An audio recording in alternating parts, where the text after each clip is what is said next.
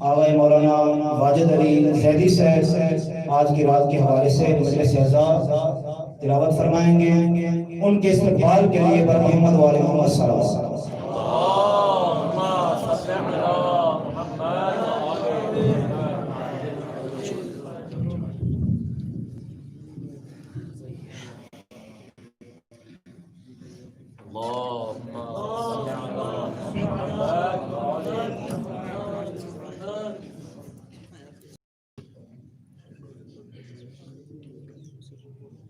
رحم الله من قرأ سورة الفاتحة. اللهم صل على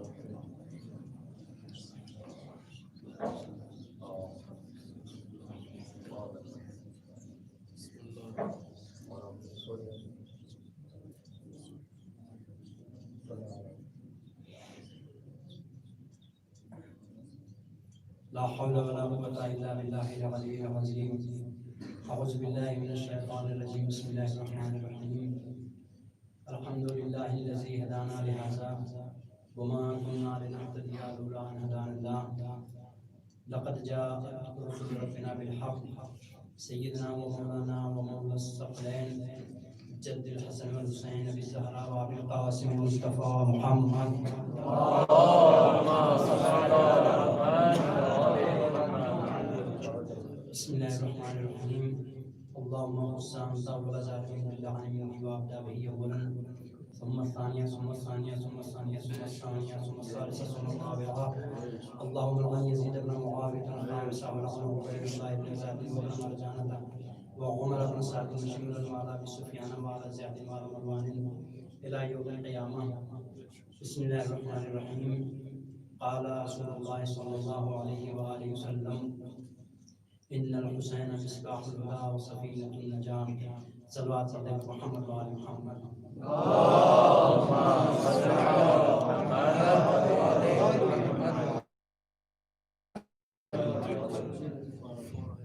معزز سامعین کرام، مومنین کرام، عزاداران امام معصوم کربلا، سب سے پہلے تو میں آپ سب کی خدمت میں شکریہ ادا کرتا ہوں. پورے ماہ محرم میں اپنی عزاداری امام معصوم کربلا کی اور ساتھ ہی ساتھ تمام پروگرامز میں آپ نے شرکت کی اور تعاون فرمایا. انجمن فیض حسین، انجمن محبین اہل بیت کی جانب سے آپ سبھی حضرات کے شکر گزار ہیں. ایک بلند ترین صلوات پڑھیں اور محمد وآل محمد.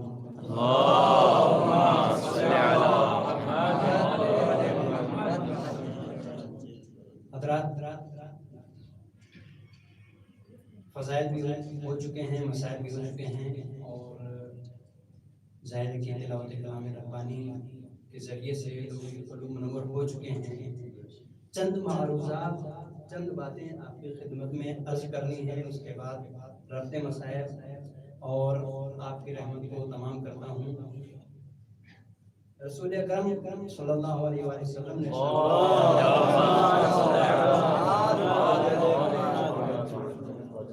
ان الحسین مصباح الہدی وسفینۃ النجاۃ. امام حسین علیہ السلام کشتی نجات ہیں اور ہدایت کے چراغ ہیں. سب سے پہلے تو یہ کہ الحمدللہ خدا کا لاکھ لاکھ شکر ہے، امام مظلوم کربلا کا لاکھ لاکھ شکر ہے کہ ہم لوگ یہاں پہ بیٹھ کے اجتماعی طور پہ مجلس امام حسین علیہ السلام کر رہے ہیں. لیکن بہت سارے ایسے گھرانے ہیں کہ جس کے اندر آپ دیکھ سکتے ہیں کہ لوگ تنہا عبادت کر رہے ہیں اور عزاداری کر رہے ہیں. ان کو حکومتی طور پہ اجازت نہیں ہے کہ وہ اجتماعی پروگرام کریں. وہ خدا کا شکر ہے کہ ہم کر سکتے ہیں. لیکن میں ان تمام لوگوں سے کہنا چاہتا ہوں کہ جو لوگ اپنے گھروں میں بیٹھ کے یکو تنہا عبادت کر رہے ہیں اور عزاداری کر رہے ہیں، ہم ان سے یہ کہنا چاہتے ہیں کہ کبھی گھبرانا نہیں اس بات پہ کہ میں اکیلا ہوں، اور کبھی یہ نہ دیکھنا کہ کہاں پہ تعداد زیادہ ہے اور کہاں پہ تعداد کم ہے. اس لیے کہ عزاداری امام حسین علیہ السلام ہے، اور اس میں امام حسین علیہ السلام تعداد نہیں دیکھتے ہیں بلکہ استعداد دیکھتے ہیں. واہ واہ واہ. تعداد امام حسین علیہ السلام نہیں دیکھتے ہیں بلکہ استعداد دیکھتے ہیں. صلاحیت کتنی ہے آپ کے اندر، روحانیت کتنی ہے، آپ کس کے لیے عمل انجام دے رہے ہیں، امام حسین علیہ السلام یہ دیکھتے ہیں. اس لیے کہ کربلا کے میدان میں آپ دیکھیں تو امام حسین علیہ السلام بھی بہت مختصر سے لوگ تھے، لیکن آپ دیکھیں یزید کی طرف لاکھوں کا لشکر تھا، امام حسین کی جانب صرف اور صرف 72 افراد تھے. لیکن امام حسین علیہ السلام کبھی گھبرائے نہیں، اس لیے کہ اللہ کے اوپر بھروسہ تھا. روحانی طاقت امام حسین علیہ السلام کے پاس تھی. اس لیے کہ ایک طرف سے یزیدیت کہہ رہی تھی کہ بتاؤ حسین کیا کرو گے، اس لیے کہ میرے پاس لاکھوں کی تعداد ہے، میرے پاس لاکھوں کی تعداد ہے. اور یزیدیت کو نازنا اپنے ہتھیار کے اوپر. کبھی کہتا ہے حسین بتاؤ کیا کرو گے، اس لیے کہ میرے پاس نیزہ ہے. امام حسین علیہ السلام نے یہ نہیں کہا کہ ہمارے پاس بھی نیزہ ہے، بلکہ امام حسین علیہ السلام نے یزیدیوں کے پاس جتنے نیزے تھے تمام نیزوں کا صرف ایک جواب دیا کہ اگر تمہارے پاس نیزہ ہے، نیزہ اٹھانا ہے تو میں نے بھی علی اکبر کو پالا ہے، میں نے بھی علی اکبر کو پالا ہے. ادھر سے آواز آتی ہے کہ میرے پاس تلوار ہے. حسین نے بس ایک جواب دیا، اگر تمہارے پاس تلوار ہے تو میرے پاس عباس علمدار ہے. تمہارے پاس اگر تلوار ہے تو میرے پاس عباس علمدار ہے. ایک مرتبہ یزیدیت کہتی ہے بتاؤ حسین ہم میرا مقابلہ کیسے کرو گے، اس لیے کہ میرے پاس فرمولہ ہے، میرے پاس فرمولہ ہے. امام حسین علیہ السلام جواب دیتے ہیں کہ یزید سن، اگر تیرے پاس فرمولہ ہے تو مجھے بھی فرمولہ ہے، اگر تیرے پاس فرمولہ ہے تو مجھے بھی فرمولہ ہے. امام حسین علیہ السلام سے کل پر یزیدیت آواز دیتی ہے بتاؤ حسین اب کیا کرو گے، اس لیے کہ میرے پاس بے دین ہے. امام حسین علیہ السلام آواز دیتے ہیں سن یزید اگر تیرے پاس بے دین ہے تو میرے پاس زین العابدین ہے. محمد وآل محمد.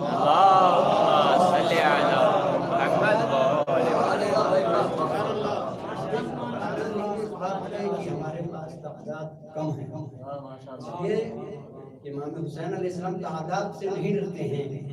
اور اگر تعداد کو بڑھانا ہوتا تو زبردستی ہوتی اسلام میں، لوگوں کو مسلمان کرو، لوگوں کو شیعہ بناؤ، مومن بناؤ. لیکن خود اللہ بھی تعداد کو نہیں پسند کرتا ہے بلکہ استعداد دیکھتا ہے. لوگوں کے اندر استعداد کتنی ہے، صلاحیت کتنی ہے، لوگوں کے اندر روحانیت کتنی ہے. امام حسین علیہ السلام کے لیے ایک جملہ فرمایا کہ بے شک امام حسین علیہ السلام کشتی نجات ہیں اور ہدایت کے چراغ. غور کیجئے کہ چراغ کہتے کسے ہیں. چراغ وہ ہوتا ہے کہ اگر آشتیان کے چوراہے کے اوپر اسے جلا کے رکھ دیا جائے تو چند سیکنڈ کے اندر وہ بجھ جائے گا. یا رسول اللہ آپ نے اتنی معمولی شے سے کیوں تشبیہ دی؟ شاید رسول اللہ آواز دیں کہ تجھے نہیں پتا ہے یہ چراغ وہ چراغ نہیں ہے جو چراغ تو سمجھ رہا ہے. جس چراغ کو تو دیکھتا ہے یہ مصنوعی چراغ ہے، لیکن جو ہم نے چراغ بتائے ہیں وہ روحانی چراغ بتائے ہیں. امام حسین علیہ السلام ہدایت کے چراغ ہیں، روحانی چراغ ہیں. اور یہ وہ چراغ ہے کہ اللہ جب تک چاہتا ہے باقی رکھتا ہے. اور ایک چراغ کے بعد جب دوسرے چراغ کو جلانا ہوتا ہے اسی ایک چراغ سے دوسرے چراغ کو جلا لیتے ہیں. اور اسی طریقے سے 12 چراغ ایسے امام حسین علیہ السلام نے بتا دیا، رسول اللہ نے بتا دیے ہیں کہ قیامت آ جائے گی لیکن چراغ بجھنے والے نہیں ہیں. سلوات پڑھنے پر محمد وآل محمد.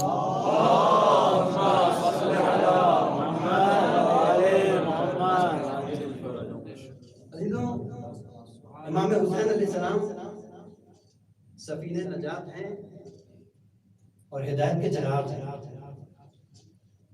امام جعفر صادق علیہ السلام ارشاد فرماتے ہیں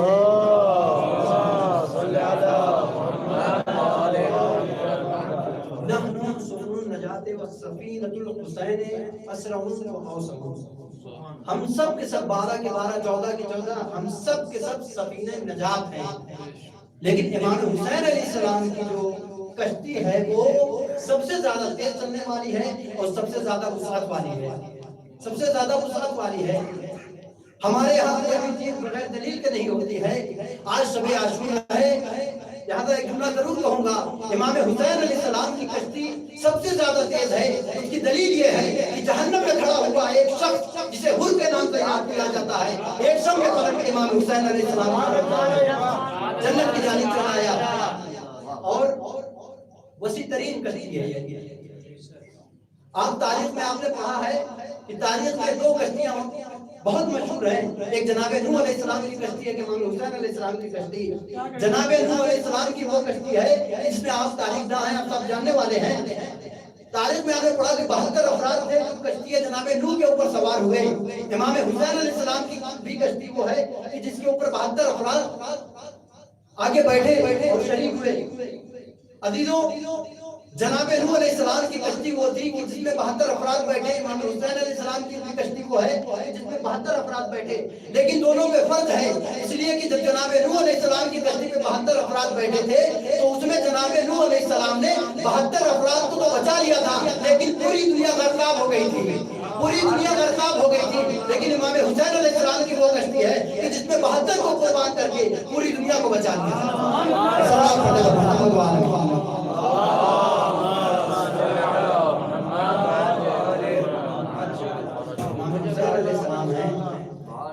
اور ان کے ایام چل رہے ہیں. زیادہ دیر آپ کے درمیان میں حائل نہیں رہوں گا. چند باتیں آپ کے درمیان میں عرض کروں گا ربط مصائب کے لیے, اس لیے کہ وقت بھی کافی ہو چکا ہے اور فضائل اور مصائب دونوں ہو چکے ہیں. امام حسین علیہ السلام کے بعد ایک شخص آتا ہے. ہمارے ہندوستان و پاکستان میں تو یہ واقعہ پڑھا جاتا ہے. جناب راہب آتے ہیں اور آنے کے بعد اولاد طلب کرتے ہیں. اور جو کم علم ہے وہ اس کو غلط طریقے سے پیش کرتے ہیں. سب سے پہلے تو ہمیں یہ دیکھنا ہے کہ یہ راہب ہے کون, کہاں کا تھا. تو عزیزوں, شام کا رہنے والا راہب اور رسول اللہ رہتے تھے مدینے میں. اتنے دور سے راہب آیا کیسے؟ دوسری بات, راہب سے کہا جاتا ہے کہ جو خود شادی نہیں کیا کرتے تھے, خود شادی نہیں کرتے تھے اور اپنے آپ کو خدا کے لیے وقف کر دیا کرتے تھے اور لوگوں سے رابطے کو ختم کر دیا کرتے تھے. تو یہ راہب ایک تو شام سے چل کے کیسے آیا اور دوسرے راہب تھا تو اولاد کی ضرورت کیا ہوئی, کیسے ہوئی اسے؟ تو تاریخ پڑھیں اور یقیناً آپ نے پڑھا ہے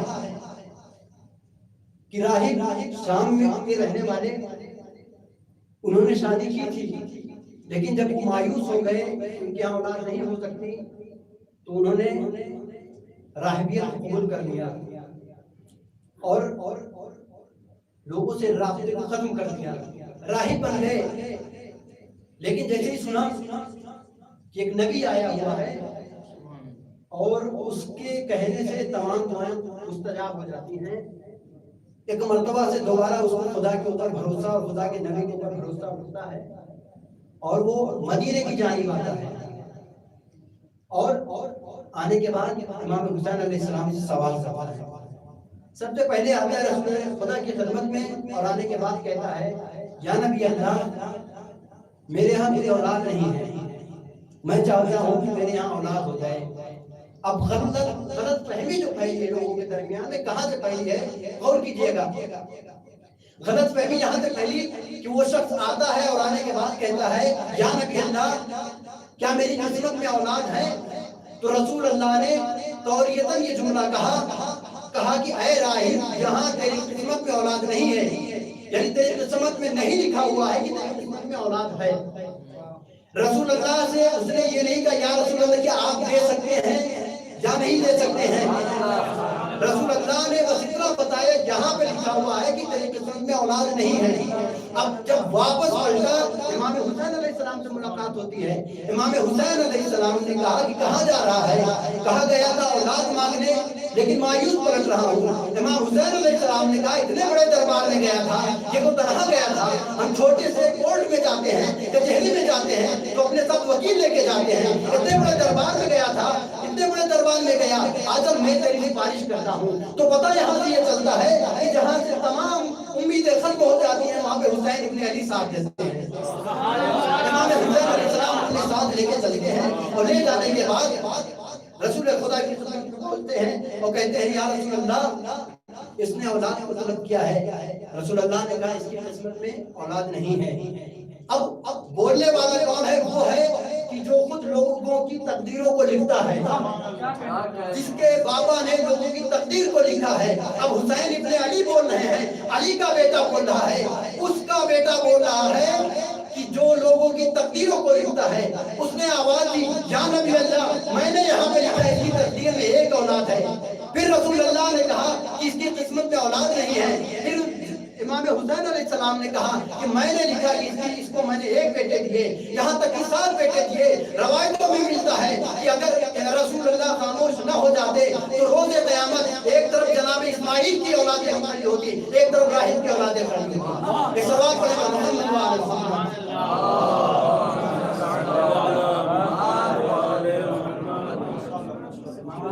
السلام نے اولادیں عطا فرمائی ہیں۔ ایک سوال یہاں پہ ایک اور ہوتا ہے کہ جب وہاں پہ لکھا ہوا تھا کہ اس کی قسمت میں اولاد نہیں ہے تو کیسے دوبارہ لکھ دیا؟ آپ سبھی حضرات پڑھے لکھے لوگ ہیں، لہذا بغیر کسی تشریح و تصریح کے میں گزر جاؤں گا بات کو کہہ کے، اور قرآن آپ سب نے پڑھا ہے اور پڑھتے رہتے ہیں۔ صرف چند باتیں آپ کی خدمت میں عرض کروں گا، ربط مسائل بات کو تمام۔ یہاں پہ جب لکھا ہوا تھا کہ قسمت میں اولاد نہیں ہے تو کیسے لکھا تھا کس کی قسمت میں اولاد ہے؟ تو آپ سب جانتے ہیں کہ بدا کا واقع ہونا اسلام اور شریعت میں ایک شرعی حیثیت رکھتا ہے، اور بدا قرآن میں واقع ہوا ہے۔ آپ پوچھیں گے وہ کیسے؟ جناب موسیٰ علیہ السلام نے اپنی قوم سے وعدہ کیا کہ میں جا رہا ہوں 30 دنوں کے لیے، لہذا تم سب کے سب صبر کرنا، خدا کی عبادت کرنا۔ لیکن قرآن نے کیا کہا؟ وَأَتْمَمْنَاهَا 40 لَيْلَةً، اور ہم نے اس کو 40 راتوں میں تمام کیا۔ آپ غور کیجئے کہ وہ موسیٰ کہ جو اللہ کا نمائندہ ہے، جھوٹ بول نہیں سکتا ہے، اس نے کہا اپنے لوگوں سے کہا کہ میں 30 دنوں کے لیے جا رہا ہوں، لیکن پلٹ کے کتنے دن بعد آئے؟ 40 دن کے بعد۔ نبی وہ ہوتا ہے جو جھوٹ نہیں بولتا ہے، لیکن جب جناب موسیٰ علیہ السلام کو حدود پہ پہنچے تو وہاں پہ پہنچنے کے بعد بدا واقع ہوا، اور وہاں پہ اللہ نے انہیں روکا۔ اب بہت ساری دلائل، بہت ساری روایتیں ہیں، لوگ پوچھتے ہیں کہ اللہ نے کیوں روکا تھا انہیں؟ تو امام جعفر صادق علیہ السلام نے ارشاد فرمایا،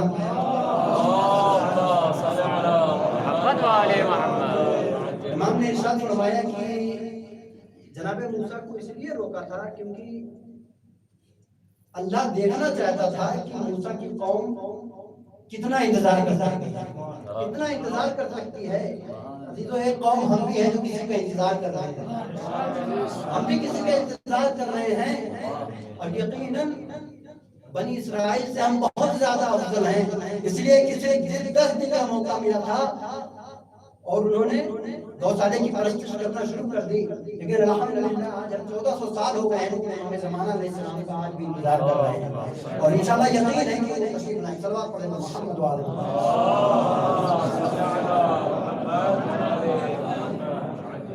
واقعہ آپ کے لیے پیش کرتا ہوں۔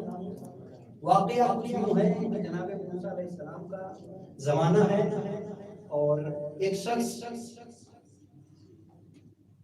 آتا ہے اور آنے کے بعد کہتا ہے، یا نبی اللہ، آپ تو کوہ طور کے اوپر جاتے ہیں، وہاں جا کے ہمارے لیے دعا کیجیے گا کہ اللہ مجھے ایک بیٹا دے گا۔ جناب موسیٰ علیہ السلام کو اتنا شوق تھا خدا سے بات کرنے کا، پوری تحریر کر کے سب کچھ جاتے تھے اور ایک لمبی لسٹ بنا کے جاتے تھے کہ اللہ سے یہ باتیں کرنی ہیں۔ کوہ طور پہ پہنچے جناب موسیٰ علیہ السلام، اور تمام باتیں جب کر چکے تو جب واپس پلٹنے لگے تو یاد آیا کہ اس شخص نے کہا تھا کہ میری قسمت میں اولاد نہیں ہے، مجھے ایک بیٹے کی ضرورت ہے، اپنے اللہ سے کہہ دینا۔ جناب موسیٰ واپس جاتے ہیں، اور جانے کے بعد عرض کرتے ہیں کہ پروردگار تیرا ایک بندہ ہے جو تیری عبادت کرتا ہے، اور اس نے کہا ہے مجھے ایک بیٹے کی طلب ہے، مجھے ایک بیٹا چاہیے۔ اس وقت اللہ نے کہا کہ اے موسیٰ جاؤ، جانے کے بعد کہہ دو کہ اس کی قسمت میں اولاد نہیں ہے، اس کی قسمت میں اولاد نہیں ہے۔ جناب موسیٰ آتے ہیں اور آنے کے بعد کہتے ہیں کہ تیری قسمت کی اولاد نہیں ہے. وہ شخص مایوس ہو کے پلٹتا ہے. پلٹنے کے بعد جیسی پلٹتا ہے تو کیا دیکھتا ہے؟ درویش فقیر شہر میں گھوم رہا ہے اور لوگوں سے کہہ رہا ہے کہ کیا تم میں سے کوئی ایسا ہے کہ جو مجھے کھانا کھلائے، اس کے بدلے میں اس کی تمام دعاؤں کو مستجاب کر دوں گا، اس کی تمام دعاؤں کو خدا سے قبول کرا دوں گا. تو شخص نے کہا کہ جو کچھ کہے گا میں سب کچھ دینے کے لیے تیار ہوں، بس میری ایک دعا ہے، وہ دعا یہ ہے کہ میرے یہاں کوئی اولاد نہیں، تو دعا کر دے کہ اولاد ہو جائے. اس نے دعائیں کی. دعا کرنے کے بعد اس شخص نے اس کے کھانے پینے کا انتظام کیا. وہ شخص چلا گیا. 1 سال گزرا تھا کہ اس کے یہاں اولاد ہو گئی. اب بتائیں کہ جس کے یہاں موسیٰ کے کہنے پہ اولاد نہ ہوئی تھی، اب بتائیں ایسے شخص کو کیا کرنا چاہیے؟ موسیٰ کے پاس جانا چاہیے یا اس فقیر کے پاس جانا چاہیے؟ ظاہر کہ ہر ایک کہے گا شکریہ ادا کرنے کے لیے موسیٰ کے پاس نہیں بلکہ فقیر کے پاس جانا چاہیے. لیکن وہ شخص فقیر کے پاس نہیں جاتا ہے، نبی اللہ کے پاس آتا ہے، موسیٰ کلیم اللہ کے پاس آتا ہے اور آنے کے بعد کہتا ہے یا نبی اللہ، ہم آپ کے اوپر ایمان رکھتے تھے، آپ کے خدا کے اوپر ایمان رکھتے تھے اور آپ نے کہا تھا میرے یہاں اولاد نہیں ہوگی، لیکن میری یہاں بھی تو اولاد ہو گئی ہے.